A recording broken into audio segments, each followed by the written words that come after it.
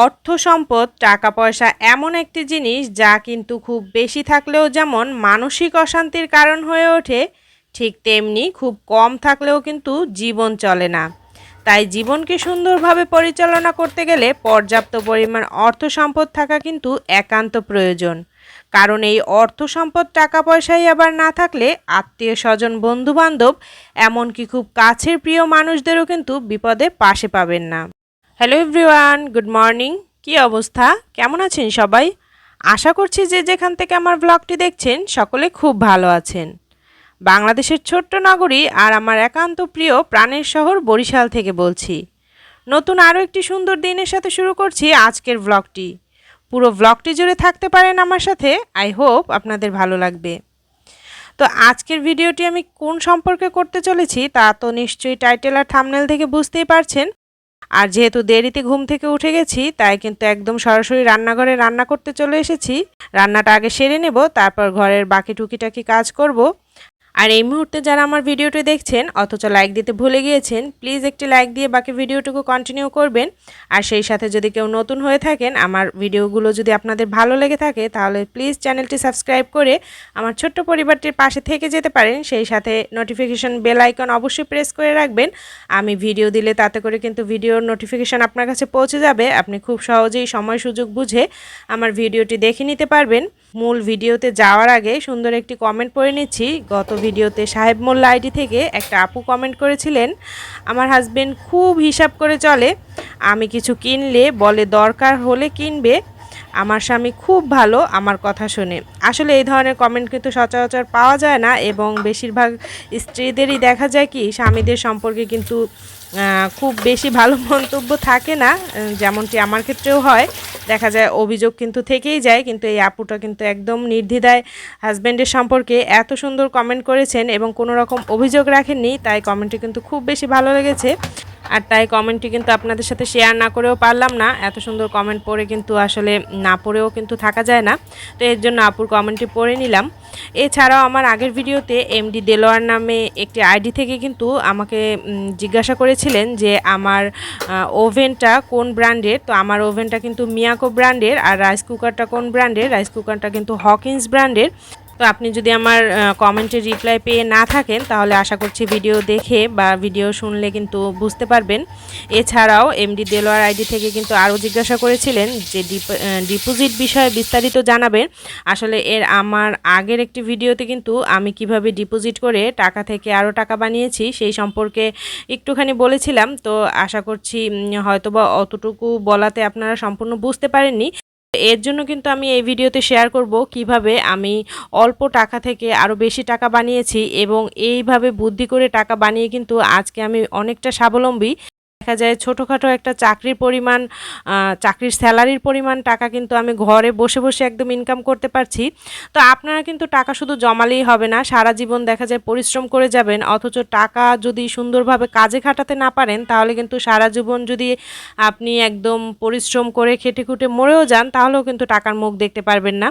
এর জন্য বলি যে টাকা আসলে জমাতে গেলেও কিন্তু একটু বুদ্ধি করে জমাতে হবে। আপনারা টাকাটা এমনভাবে কাজে লাগাবেন যাতে টাকা থেকে আরও বেশি আপনারা টাকা বানাতে পারেন, এবং টাকা যদি আপনি ঘরে বসিয়ে রাখেন তাহলে কিন্তু কখনোই এটা সম্ভব না। আপনি যদি টাকা জমিয়ে ঘরে রেখে দেন তাহলে কিন্তু সেই টাকা আসলে কখনো ডিমও পারবে না, আর টাকা থেকে কিন্তু টাকাও হবে না।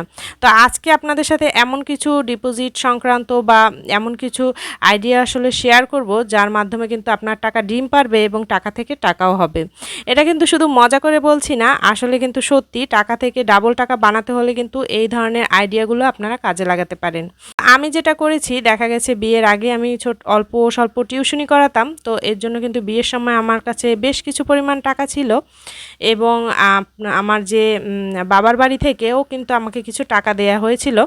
তো এই টাকাগুলো কিন্তু খুব অল্প সংখ্যক টাকায় আমি একটা বাংলাদেশ ব্যাংকে সঞ্চয়পত্র করি, যে সঞ্চয়পত্র আসলে লাখে 912 টাকা করে দেয়। তো আপনারা কিন্তু এই ধরনের সঞ্চয়পত্র করতে পারেন যাতে করে কিন্তু আপনি প্রতি মাসে প্রতি লাখে 912 টাকা করে পাবেন। তো দেখা যায় কি প্রতি লাখে যদি আপনি 912 টাকা করে পান এবং এই টাকাটা যদি আপনি আবার একটা ডিপোজিট করেন, বিভিন্ন ধরনের ব্যাংকে কিন্তু বিভিন্ন রকম অফারে ডিপোজিট করে, যেমন আপনি যদি 500 টাকা করে জমান 5 বছরে বা 1000 টাকা করে জমান 5 বছরে বা 10 বছরে, তাহলে কিন্তু ওরা 5 বছর বা 10 বছর পর একটা নির্দিষ্ট অ্যামাউন্টের টাকা দেয় এবং সেই টাকাটা কিন্তু আপনি যদি 500 টাকা করে প্রতি মাসে ঘরে রেখে দেন, সেইটার যে টাকা না হবে, আপনি দেখা যায় যদি একটা ডিপিএস করেন 500 বা 1000 টাকার 5 বছরের 10 বছরে, তাতে কিন্তু আপনার টাকাগুলো অনেকগুলো টাকা হয়।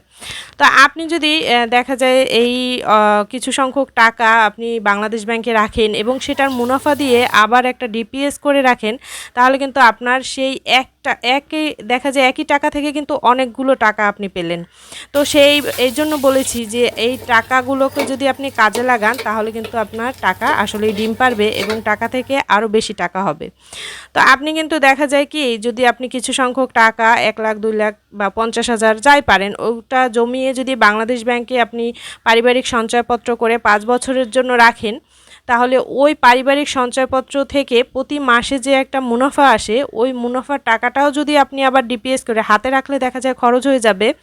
এর জন্য আমি হাতেও রাখতে বলবো না, আবার ঘরেও রাখতে বলবো না। ওই টাকাটা আপনি কী করবেন, একটা ডিপিএস করলেন 5 বছরের। তো 5 বছরের 500 টাকা 100 টাকা মানে 1000 টাকা যে কোনো ধরনের একটা ডিপিএস করলেন এবং সেই মুনাফার টাকাটা দিয়ে আপনি একটা ডিপিএস চালালেন। তখন দেখা যায় কি ওই ডিপিএসের টাকা আবার 5 বছর 10 বছর পর মানে মুনাফার টাকা দিয়েই কিন্তু আপনার আবার ডাবল টাকা হয়ে গেল।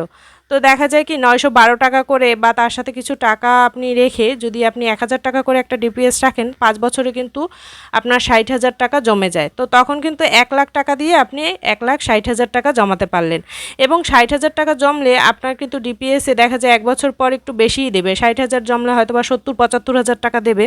তো আপনি কিন্তু তাহলে দেখা যায় আপনার ওই 1 লাখ টাকাকে ডাবল করতে 5 বছরে আপনি ডাবল করে ফেললেন।